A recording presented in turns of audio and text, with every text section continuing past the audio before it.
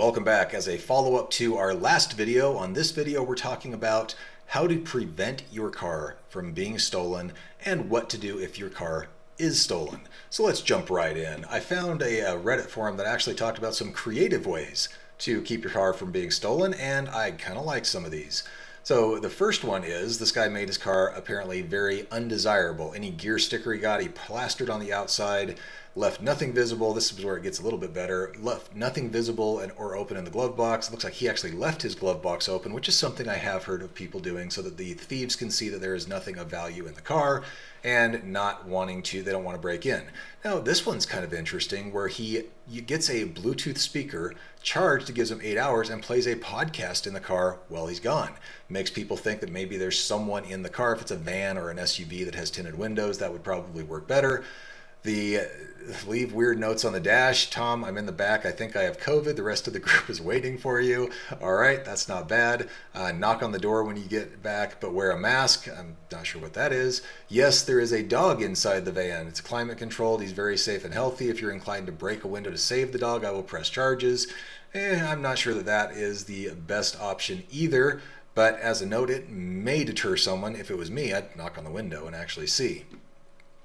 Here's another one. A friend of mine made a quilt type thing out of a blanket and puts it over his valuables in the back of the car. I've actually done that where I have some junk in the back of a car, just throwing something in there, throwing like an old coat or something over anything that may be valuable. May work as a deterrent, but it's probably going to depend on how clean the car is. If you've got a brand new car and an old coat sitting in there, it's not going to help. If you've got a junker car with a bunch of garbage and stuff laying around and an old coat, no one's going to really want it, unless it's a Honda Accord. They may take that anyway.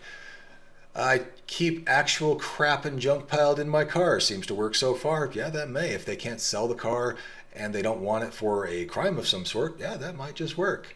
Here's one that I really liked. My dog went after a skunk yesterday and got sprayed. I threw it in the back of my car to keep the front seats clean, but he rubbed the oil on everything trying to get it off. Yeah, that skunk smell is going to stick around, and if they can smell it from the outside, no one's touching that car. Let's see, here's one that has two dogs, and one considers it her territory. If anyone gets close to the windows, they're going to dive up against them and bark and growl like she'll rip your face off.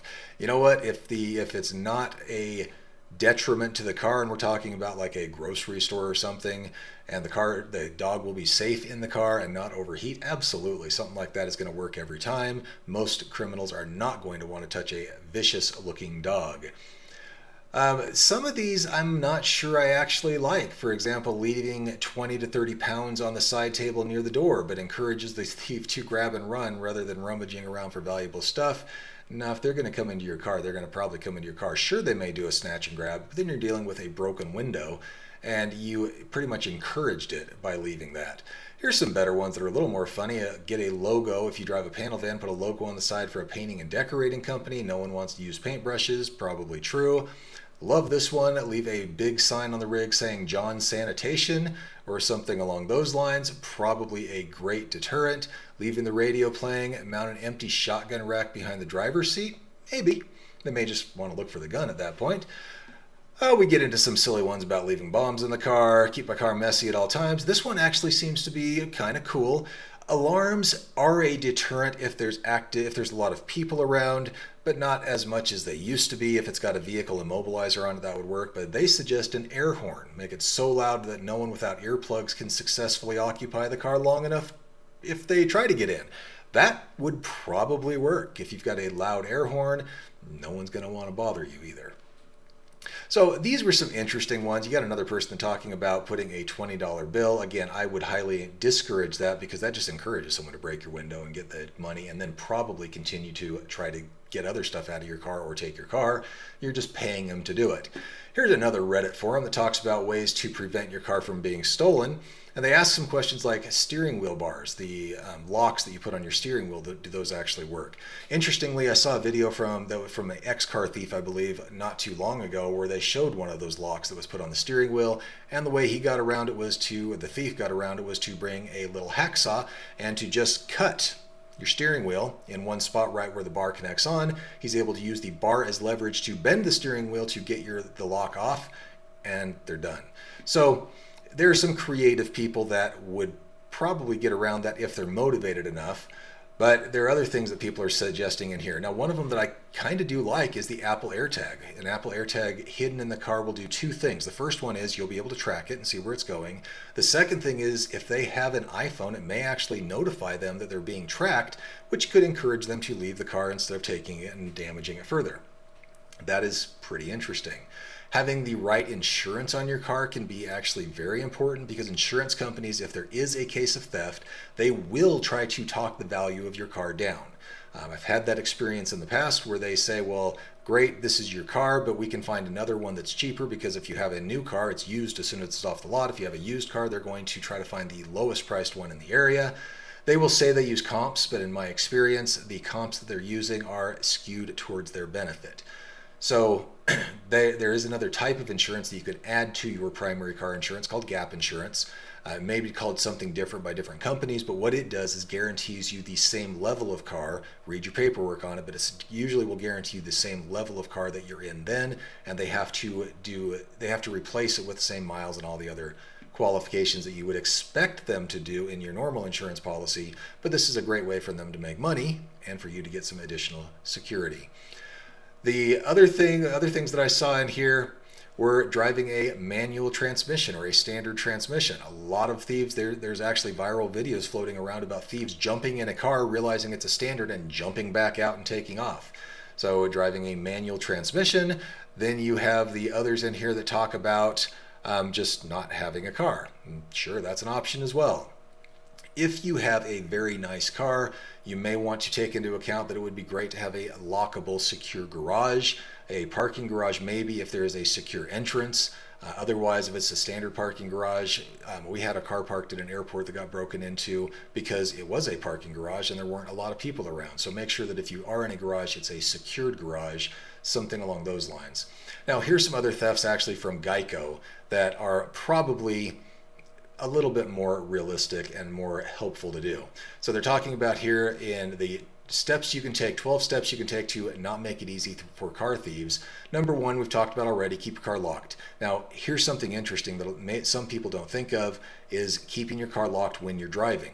Immobilization devices and all of those pieces in cars that are available don't do anything if your car is unlocked and you're driving it, because then they just have to pull you out of the car.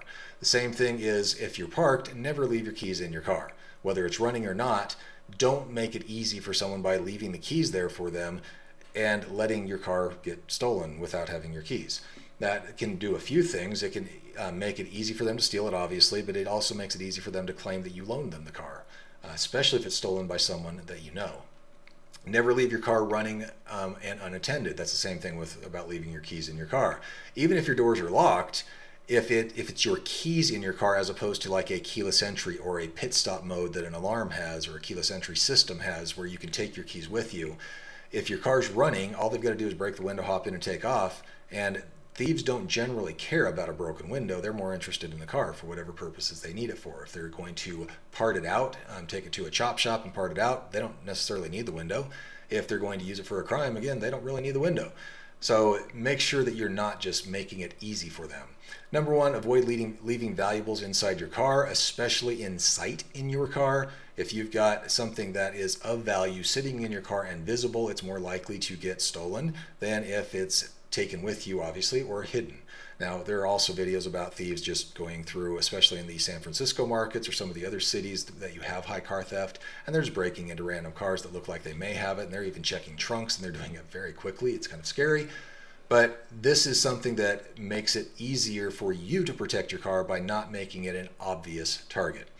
Don't leave your vehicle title in your car. I don't know how many people do this, but it's obviously a bad idea. If someone can get your title, they can sign it over themselves, have it sold off very, very quickly, collect the money. You may recover the car, but you'll be recovering it from the person they sold it to. Know where you're going. Avoid high crime areas. Yeah, that is true. And also parking in areas that are going to be less thief prone. Install an anti-theft system if your vehicle doesn't have one. This is actually one of the reasons that I'm learning as I read through more and more of the data that some of the cars, even that do have anti-theft systems, I believe the Hyundais recently had some issues with that. And there were some specific models, so you can do your research on that as to which ones they were. They have anti-theft systems that did not work or were very easy to bypass.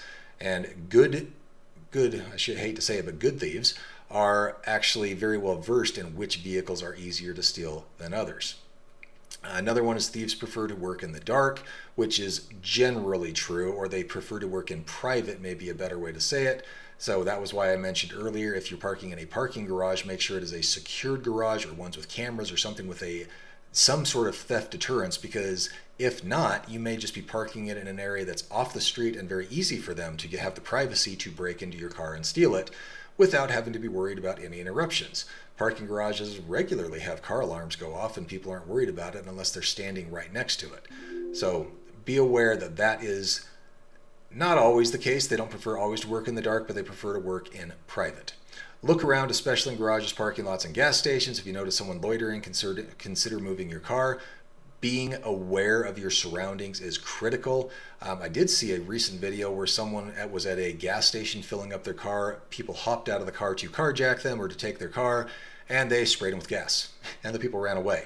Not a bad option, honestly. If someone is threatening your life, I wouldn't feel too terrible about spraying gas all over them. Having your VIN number etched on the windows, sure, you've got to have a cop that's coming by looking at the VIN number that's etched on the windows. I'm not sure that that is the best option. On an incline, leave your car parked in gear. That's just standard driver's license stuff.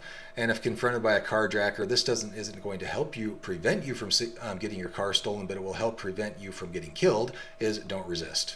If someone's trying to take your car by force, especially if they have the door open because you forgot to lock it and they are pointing a gun at you, let them take your car. It's not a big deal. Now, I also thought this was interesting about the different people that are taking cars. You've got professional thieves, and this is talking about professional thieves commit the majority of auto thefts. Very interesting. They're preferring high-performance cars, less exotic, more popular wheels, which parts are interchangeable. But they're also looking at just common cars. So if the Honda Accord is the most common car in the United States, and they can sell parts out of a chop shop, that's a very common car to be stolen. So this section is not tracking with the other statistics that were in here, but you do need to be careful of professional thieves, and depending on your geography, that may be more who you're dealing with. Joyriders prefer high performance or luxury cars. Sometimes they just like a car. If it's a kid on a joyride, yes, they may be looking for something else. If it's someone looking for a criminal use car, they're probably going to be looking for something else that blends in. Bump and rob. This is something that's becoming more and more common, as someone may bump into you when you're stopped at a stop sign and you get out to check the damage and they take your car. So be very aware of that. If someone does bump you, it's easier to pull into a very lighted area, call the police. You do not have to exit your car until they get there, and make sure that you do feel safe as that has happened. Now, if your car is stolen, what can you do? Number one, call the police. Don't mess with it. Call the police. Let them deal with the majority of the crime. Don't try to track it down yourself or chase after them if you have that option. If someone's willing to violently steal a car, they're willing to do more violent actions to keep that car. So let the police handle that.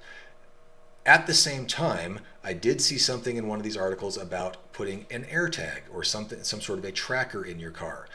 Those are kind of cool because you'll be able to track it as long as there's someone with an iOS device or an iPhone that will pick up the signals of that AirTag, the RFID signals. Then you'll be able to track that car wherever it is. Another side benefit is if they're in the car long enough, it will alert them most likely, or alert their phone, that they're being tracked.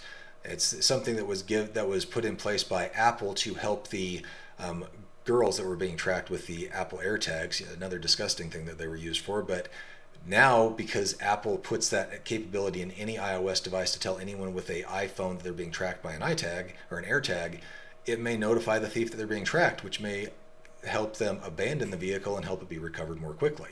So that could be a side benefit. Having the immobilization devices available that are in some cars, whether it's a aftermarket alarm or a factory device, that makes it harder for people to steal your car. But then we get into some of the other aspects. If you're driving your car, keep it locked at all times. Be aware of your situation. Don't be heads down on your phone when you're at stop signs, stop lights, or other areas, because that is the easiest time for someone to steal a car. They pull you out of it, it's already running, they go. So be aware of what's going on. If you're parking a car, the majority of car thefts I saw happen at someone's residence. That's probably because you're at your residence at night when it's more common for the car to be in an area where it's not going to be noticed. So park in areas that are well lit, that have people around, that are not going to be silent, quiet, dark where someone can easily steal your car.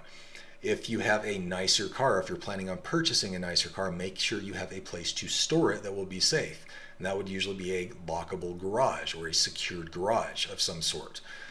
Those are the types of things that will help you keep your car safer. If you're parking for work or for some sort of a business meeting, again, parking in an area that has high traffic, high visibility, people around, somewhere that a thief is not going to have time to break into your car as easy without being seen. Thieves like to work in private. Make sure you don't give them that opportunity.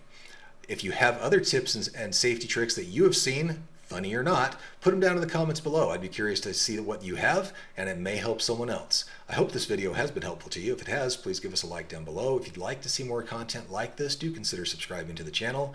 And if you know someone that may benefit from this video, please share. Thanks for being here. We'll see you on the next one.